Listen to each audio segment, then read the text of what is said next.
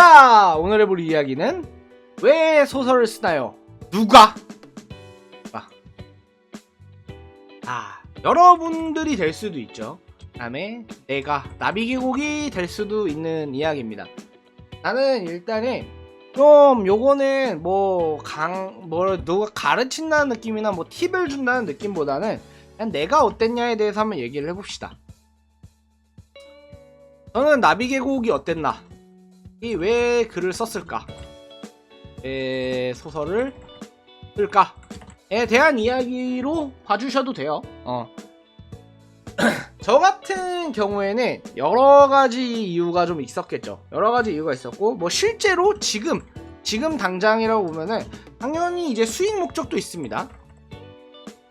당연히 이제 이거를 전문적인, 그러니까 전업으로 삼고 있는 시점에서는 굉장히 이제 돈에 대한 거를 버릴 수가 없죠. 돈에 대한 이유를 버릴 수가 없기 때문에 수익적인 목적도 분명히 있습니다. 다만 이제 좀 더 다른 얘기를 해봅시다. 좀 더 수익을 제외한 이유에 대해서 한번 얘기를 해봅시다. 왜 내가 글을 썼을까? 저 같은 경우에는 두 가지 이유가 있었습니다.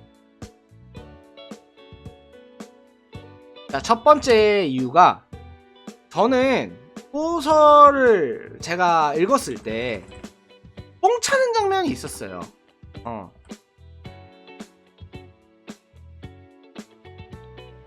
자, 이제 예전으로 치면은 능력 복제술사라든지 아니면은 메모라이즈라든지 아니면 탐제도 엄청, 그러니까 뭔가 되게 소설을 읽었을 때 어마어마하게 카타르시스를 느끼면서 진짜 와 이거 개쩐다 라고 스스로 느낄 때가 많았었거든요. 그런데 이제 나도 이런 감각을 내가 느낀 이 감정을 누군가가 내 걸 보고 느끼면 너무 기분이 좋을 것 같은 거야. 행복할 것 같지 않아요? 진짜? 나는 그렇게 생각했어. 이게 너무 행복했어요. 이게 내가 느꼈던 그 카타르시즘이 있었거든? 이거는 소설을 좋아하는 사람들이면 다 봤을 거 아니야. 다 느껴봤을 거예요. 웹소설 이거 보시는 모든 분들이 느꼈을 거예요. 그러니까 굳이 소설이 아니어도 돼요. 아니어도 됩니다. 애니메이션, 그다음에 만화, 영화, 드라마 상관없어요. 서브컬처를 어쨌든 보면은 서브컬처에서 게임도 상관없어요. 그냥 이야기를 봤을 때 너무나 경이로운 적이 느끼지 않았어요? 경이로움을 느낀 적 있지 않습니까? 이게 어떤 느낌이냐면요, 그러니까 재밌다는 거를 좀 넘었을 때가 있어요. 그러니까 그냥 내가 미칠 것 같을 거야. 그냥 내가 미칠 것 같아. 내가 미쳐버릴 것 같아. 지금 그 감각이 계속 가진 않아요. 그러면서 이런 거 봐줘. 안 본 눈 삽니다 라는 거가 그 작품을 처음 읽었을 때, 아니면 그런 재밌는 거를 딱 봤을 때 정말 이 경이로움, 그냥 너무나 재밌고 모든 게 그냥 내가 등골이 오싹오싹한 그 감각, 오싹오싹하고 그냥 너무 재밌어요. 그냥 뭐라고 말을 표현하기가 어려워. 그냥 너무 재밌어. 그냥 행복해. 그거를 내가 누군가에게 줄 수 있으면 너무나 좋지 않을까요? 저는 그렇게 생각을 했어요. 그리고 저 같은 경우에는 나비계곡, 그러니까 나는 사실 좀 말을 한번 편하게 해볼까? 그냥 말을 좀 편하게 해보자. 내가 어떤 걸 느꼈냐면, 나 같은 경우에는 되게 나의 감성, 나비계곡의 감성이라고 해야 될까? 감성이라고 할까? 좀 말을 좀 하면은, 나의 감성이 뭐냐? 그러니까 왜냐면 내가 제일 좋아하는 이야기가 있어. 제일 좋아하는 이야기가 있어. 뭐냐면, 위기에 빠진 히로인을 주인공이 구원해주는 이야기. 나는 이게 너무 좋았어. 그러니까 이 이야기를 흔히 말하는 세카이게라고 하는 게 있거든요. 세카이게.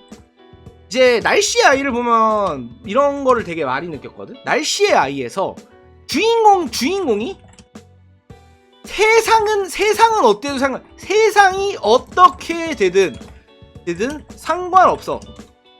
너만 있다면.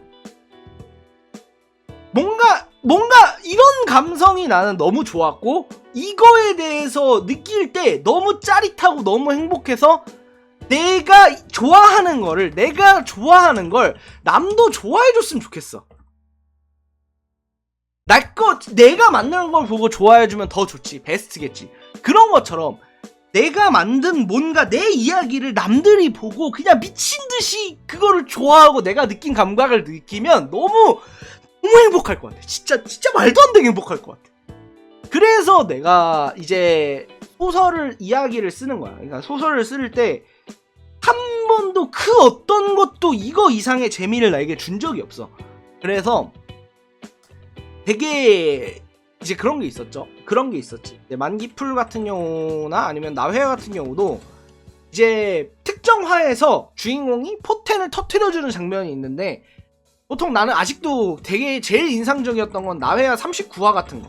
되게 엄청나게 내가 가장 좋아하는 이야기로 가장 좋은 위치에 배치를 해뒀다고 생각하는데, 물론 호불호가 갈릴 수는 있어. 이게 누군가는 싫어하겠지. 누군가는 싫어하는데 모든 사람이 내 걸 보면서 좋아하길 바라는 건 아니야. 하지만 이 많은 사람 중에 한 명이라도 이거에 내가 느낀 감각을 내 거에서 느낄 수 있다면 정말 그거는 뭐라고 해야 되지? 그냥 뭐래. 그냥 그 감각을 뭐라고 설명해야지. 그냥 행복할 것 같아. 행복했어. 실제로 행복했고. 그래서 이런 이야기들을 좀 되게 쓰고 싶어. 계속 쓰고 싶고 앞으로도 계속 써나갈 목표긴 한데, 굉장히 이런 것들이 내가 소설을 쓰는 이유야. 그리고 내가 생각하기에는 다른 사람도 비슷할 거라고 생각을 해. 다른 사람도 같을 거라고 생각해. 그래서 우리가 조금 더 할 때, 그러니까 우리가 소설을 쓸 때 처음에 소설을 쓸 때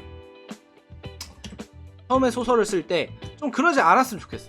뭐냐면 너무 잘 쓰려고만 하지 않았으면 좋겠어. 그러니까 방식이 있는 건 알아. 잘 쓰려고 해야 되는 게 어떤 방식인지는 알아. 그런데 진짜 중요한 거는 왜 쓰려고 하는지를 알아야 되는 거야. 왜 쓰려고 했는지를 알아야 하는 거야. 이유가 다를 거야. 나는 예를 들어 이런 감성이 좋아해서 쓴 거잖아. 이런 감성이 좋아해서 쓰는 건데, 이런 감성은 누군가는 싫어할 수 있어. 모르는 사람들, 예를 들어 이런 거에 대해서 공감하지 못하는 사람들 싫어하겠지. 이런 감성 말고도 왜 내가 어떤 감성을, 어떤 재미를 주고 싶어서 글을 쓰려고 했다는지를 스스로 좀 알아야 될 필요가 있어. 그냥 단순해도 좋아. 이야기를 만드는 게 재밌어서, 주인공이 멋졌음 했어서. 그러니까 어떤 느낌을 하면 내가 생각하는 주인공이라든지 내가 생각하는 이야기라든지 이런 게 좀 재밌을 것 같아서 쓰는 거가 많을 거 아니야. 그런데 내가 좀 집중을 할 필요가 있다고 생각을 해. 그러니까 처음에는 잘할 수 없는데 그거를 이제 좀 하다 보면, 그러니까 그거를 무조건 잘하려고만 하다 보면은 어려워져. 그러니까 맞추려고 하잖아. 보통은 니즈를 맞추려고 해. 처음부터. 이게 나중에 맞춰도 돼. 그러니까 나중에 맞춰도 돼. 이게 왜냐면 이게 처음에는 그냥 왜 소설을 쓰는가를 좀 스스로 알아야 할 필요가 있다 라고 생각합니다. 그러고 그다음에 두 번째, 여기서 이제 반말은 여기까지만 하고 두 번째 이유가 있어요. 내가 글을 쓴 이유. 두 번째 이유. 솔직하게 말할게요. 두 번째 이유. 저 새끼가 아니 솔직하게 저게 왜? 저게 왜 재밌다? 왜 저딴 게 왜 재밌다고? 저게 왜 재밌다고? 다들 막 그러는 거지? 이해가 안 가. 아니, 야 내가 쓰면 더 재밌어. 야 내가 쓰면 더 재밌다고 임마. 저 정도는 나도 쓰겠다가 아니야. 그런 마인드로 안 돼. 쓰겠다가 아니야. 내가 쓰면 더 개쩔 텐데. 내가 해보면 더 개쩔 텐데. 이거가 저는 되게 중요하다고 생각해요. 왜냐면은 우리가 다들 그런 식으로 발전하지 않나? 그게 향상심이지. 근데 막상 써보면 뭐 알지. 막상 써보면 이거 어렵네? 이거 어렵구나. 이거를 알게 되지만 결국엔 알게 되지만 어쨌든 우리가 마음속에 되게 짚히는 욕망 중에 큰 거는 내가 하면 더 쩔 것 같은 거야. 그러니까 내가 하면 더 쩔 것 같은 거에서 같은 걸 남에게 시킬 순 없잖아. 야, 왜냐면 그 사람이 그거 안 해줄 거 아니야. 그걸 못 할 거 아니야. 내가 해야 되는 거잖아. 그러니까 우리는 결국에는 한글 앞에 앉아서 글을 쓰게 되는 거죠. 이런 게 소설을 쓰는 이유라고 생각합니다. 그러니까 너무 많은 걸 생각하지 마세요. 그러니까 우리가 더 잘 되는 방법이 있을 거예요. 분명히 더 잘 되는 방법이 있고, 실제로 재능 문제도 있어요. 실제로 재능이 안 돼서 그냥 노력을 못, 그러니까 노력이나 재능이나 뭐 잘 쓰고 못 쓰고를 떠나서 나는 내가 생각하기에 창작이라는 거는 그냥 인생에서 굉장히 한 번쯤은 해볼 만한 일이라고 생각해요. 그냥 여러 걸 떠나서 이걸 직업으로서 갖지 않아도 괜찮아요. 괜찮고 그냥 뭔가 잘하지 않아도 괜찮아요. 다만 누군가는 시간 낭비라고 하겠죠. 실제로 시간 낭비일 거예요. 예를 들어 이제 입사 스펙 뭐 이런 거랑은 상관이 없어요. 누가 와가지고 회사에서 면접 볼 때 저는 이제 소설을 써봤고 막 이렇게 저는 취미로 소설 써 이런 말을 해봤자 뭐 아무런 도움이 안 된다는 걸 알고 있어요. 그런데 그렇게 생각을 한번 해봅시다. 우리는 언제나 인생에서 도움되는 행동만을 하면서 살아왔나요? 그리고 그렇게 살고 싶나요? 나는 오히려 이렇게 묻고 싶어요. 정말 우리는 인생에서 도움되는 행동만을 선별하면서 그렇게 살아가야 된다고 많이 배웠죠. 많이 배웠고 게임하지 말라 뭐 대표적인 겁니다. 그런데 그렇게 살고 싶어요? 그렇게 살고 싶지 않잖아. 그러니까 뭔가 좀 더 다른 걸 해보고 싶잖아. 거기에서 나는 창작이라고 하는 거는 내가 이야기를 만든다는 거, 내가 소설을 쓴다는 거가 굉장히 유니크한 경험이라고 생각을 합니다. 그래서 조금 더 여러분들이 엄청 복잡하게 생각하지 않으셨으면 좋겠어요. 그러니까 너무 잘해야 된다는 강박에 시달리지 않았으면 좋겠어요. 그래서 좀 더 행복하게 글쓰기를 할 수 있으면은 좋겠습니다. 물론 이렇게 생각했어요. 물론 내가 결과가 좋았기 때문에 말할 수 있는 굉장히 오만하고 편협한 말이라고 알 수 있어요. 편협한 말이란 건 본인이 가장 잘 알고 있습니다. 왜냐하면은 제가 이런 말을 할 수 있는 이유는 제가 여기서 성과를 냈기 때문이에요. 만약에 성과를 내지 못했다면 내가 지금 7년째 아무런 성과 없이 망생이었다면 이런 말을 한다고 한들 온 세상이 나를 조롱할 거라는 걸 알고 있어요. 저도 멍청한 놈이 아닙니다. 당연히 알고 있어요. 제가 결과를 냈기 때문에 제가 노력했던 과정들이 가치를 부여받게 됐다는 걸 알고 있습니다. 실제로 이번에 파파파님이 문피아 공모전 당선됐을 때 했던 말이 그거였죠.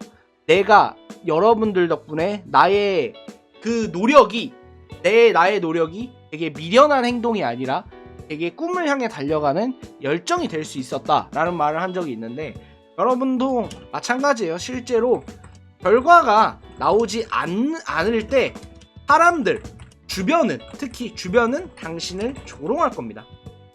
명백해요.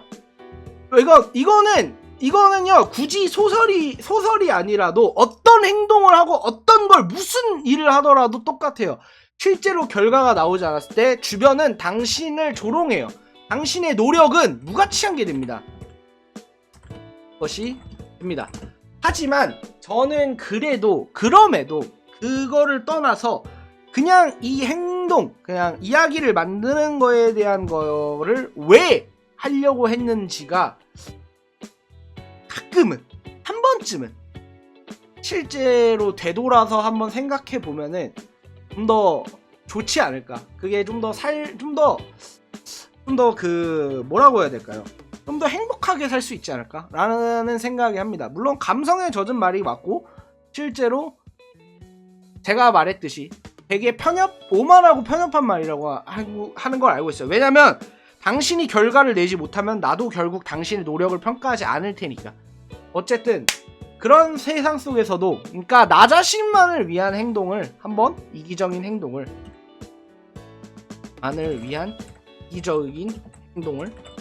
한 번쯤 해봐도 되지 않을까라는 생각을 합니다. 이상 여기까지 오늘의 이야기 마치겠습니다.